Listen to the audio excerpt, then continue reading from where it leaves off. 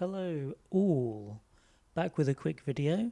I've been doing a bit more outdoor stuff than usual.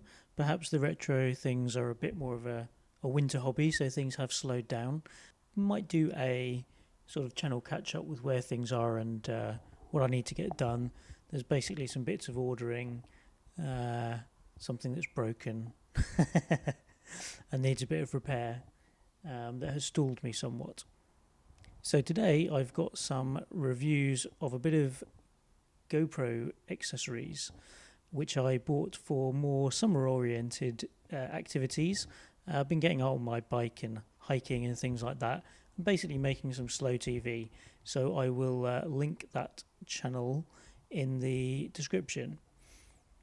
So what I've got to show you today is a kind of a battery brick that will triple the runtime of the camera without having to swap batteries out, which is quite important for me if I want to take videos when I'm flying, because, difficult to get out and change the battery in that situation.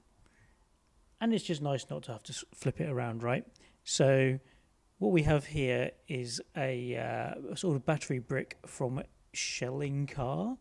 This came direct from AliExpress. Again, I will link it in the description. So you can see it's got a couple of USB-C things going on. The socket is for charging, and then the sticky out bit goes into the GoPro's power port. You can see it's got a battery indicator. And to attach it, what you do is remove the battery door, which just pops off. Take out the battery and then slide it on in there. Now this thing doesn't actually show up to the GoPro as a battery. It looks like a mains power to it. So there is a slight disadvantage in that you get no battery display on the GoPro, and also it's not going to shut itself down when it gets down to the minimum. But what I have discovered is that the GoPro will repair footage if there's an issue. So the fact that the thing just powers off when it runs out doesn't matter too much. And it comes with this kind of clamp thing, so you can keep it all together, pop it in, and then the clamp has the GoPro attachment point on the bottom, so you can use it with most of the usual accessories. It's got a slightly different shape to it, so you may find that some things don't quite fit, but it was okay for me. One thing to note is that the camera's not got any waterproof rating once this is on, although I suspect it would withstand the odd shower.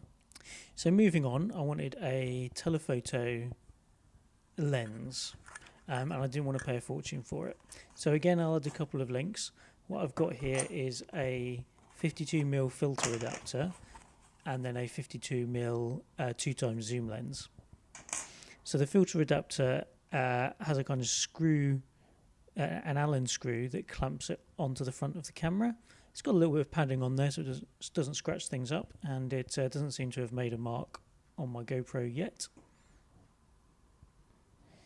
So you pop that on with the Allen key, and then you're able to thread on.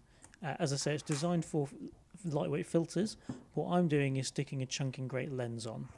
Obviously, it's not really an action cam at this point. If you shake this thing around, it's just going to fly off or possibly damage the camera, but I'm only intending to use it on a tripod for some time-lapse stuff. So for me, this is good enough.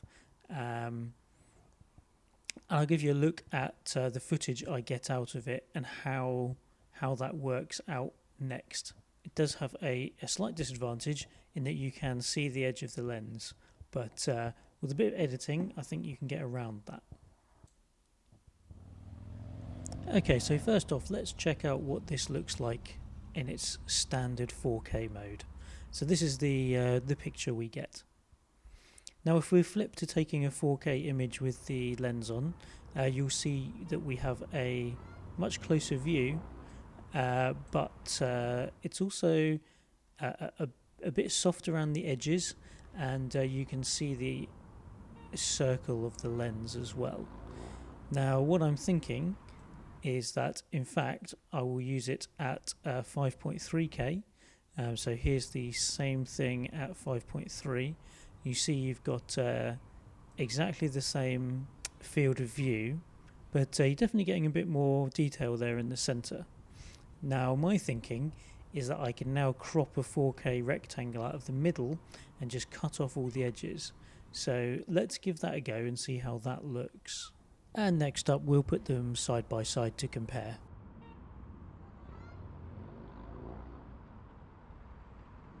So we can see the quality of the lens is certainly not great. The picture's a little soft, and we've even lost the saturation of the colours for some reason. Not really sure why that's happened. But overall, for a very cheap price, it's an extra tool in the box, and I could certainly buy a better 52mm lens now, now that I know it works and that you can crop to 4K. So, you know, reasonably useful, gives you footage you can insert straight into a 4K video. So to round up, the battery, pretty great really, triple your record time without having to swap batteries.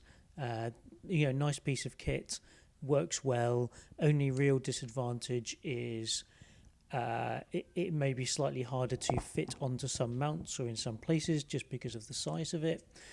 And also you're losing the built-in like waterproofness, although you know, my suspicion is a light shower or something's probably not going to be a big issue. Using the filter ring and the lens, more mixed I think. Very cheap, so not a terrible idea, and certainly if you want to fit any filters, the filter ring works just fine. That lens, pretty poor I suppose, but good lenses are expensive. I guess there's just no way around that. Do I want to experiment with a more expensive lens? We'll see. Alright, well I hope that's helpful. It's difficult to track down some of these weird accessories for the GoPro, and there's, you know, no reviews for them, so hope that helps you out. See you next time.